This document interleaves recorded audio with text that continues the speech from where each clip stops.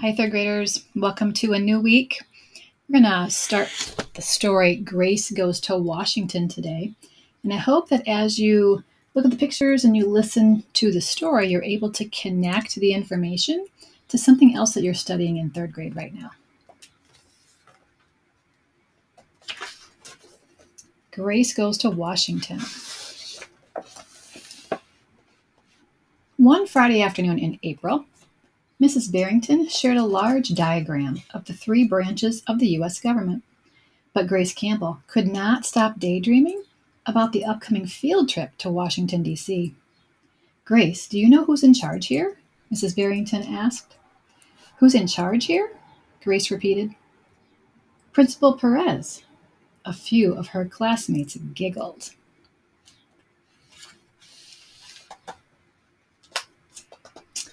"Well," said Mrs. Barrington, "I suppose you could say Principal Perez is like the executive branch here at Wilson Elementary, because he's the head of our school. But right now we're talking about the U.S. government." "Sorry," Grace answered. "The president. He or she leads the executive branch." "That's correct," Mrs. Barrington smiled. "The president." The last bell of the day rang.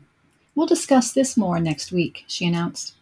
"Student council members Grace and Sam, don't forget, you have a meeting after school."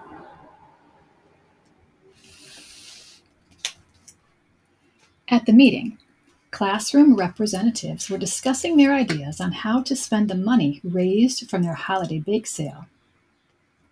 Thomas and his committee petitioned for new sports equipment.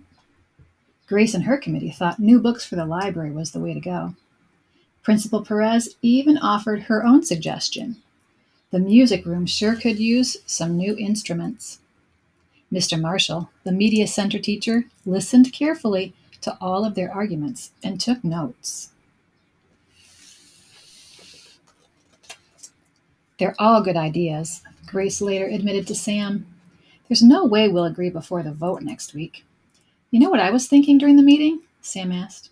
"No, what?" "If Principal Perez is like the executive branch, I think the student council is kind of like the legislative branch, because we're the elected leaders from each class, and we help make decisions for the school." Grace considered Sam's comparison. "Yeah, who knew so many people had a say in how to spend cookie money?" she grumbled.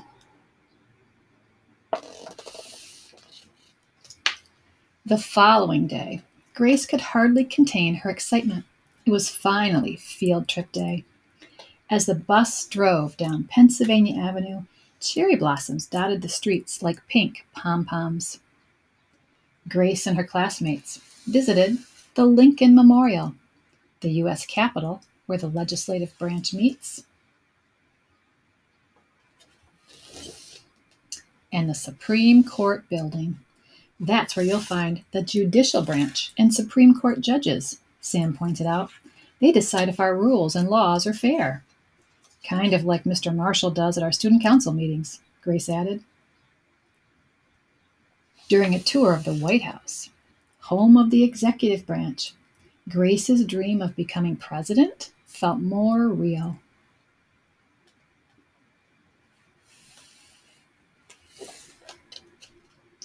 Their final stop of the day was Martin Luther King Jr. Memorial. Grace studied the words engraved on the monument and thought about their meaning. "Make a career of humanity. Commit yourself to the noble struggle for equal rights. You will make a greater person of yourself, a greater nation of your country, and a finer world to live in."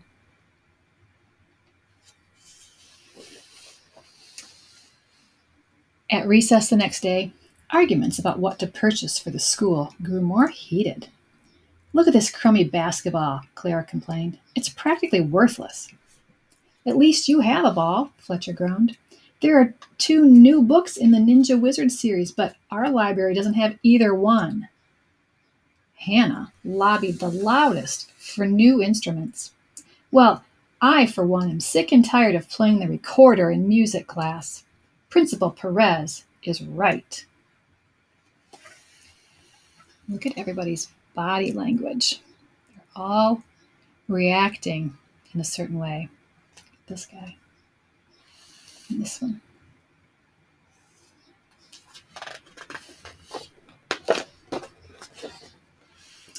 Grace glanced at Thomas, who was unusually quiet. She looked past him to see who he was staring at. Grace didn't recognize the boy sitting all alone. He must be new, she thought. He looked kind of sad. Just then, the bell rang, and students scattered.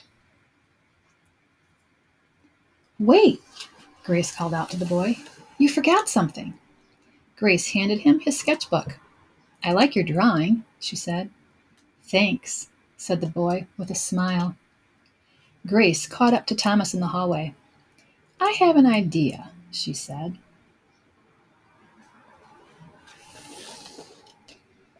A few days later, the student council's last meeting of the year was being called to order.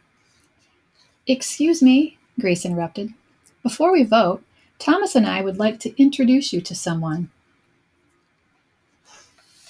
This is Aman. He's new to our school. We'd like all of you to consider one more option for how to spend the bake sale money." Together, they rolled out a big poster.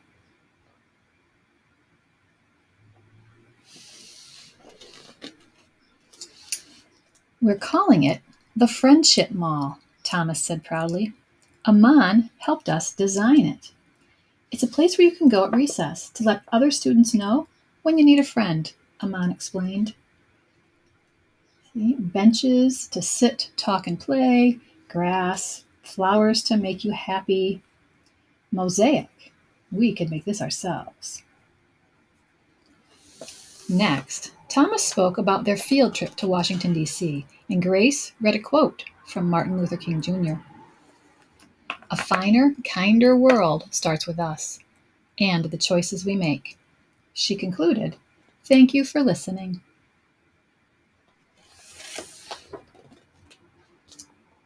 Everyone clapped. Principal Perez wiped away a few tears. Mr. Marshall pounded his gavel. "It's time to vote." Look at the kids down here. The books, the sports equipment, right? The recorders, so musical instruments. After the ballots were collected from each classroom representative, and the votes were tallied, Student Council President Grace Campbell peeked at the results and grinned.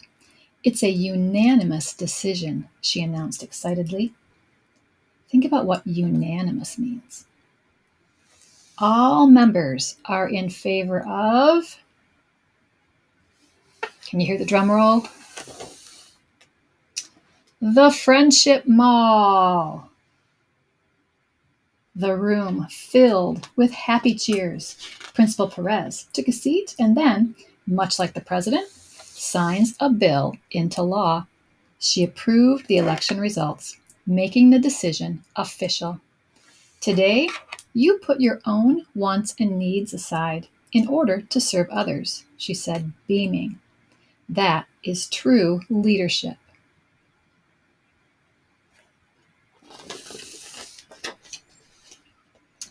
This time, everyone agreed.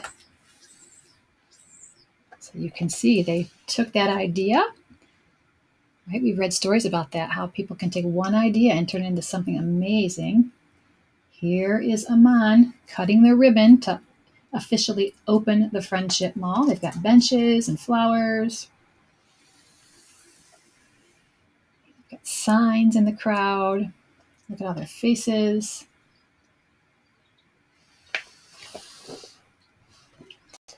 And here is an author's note.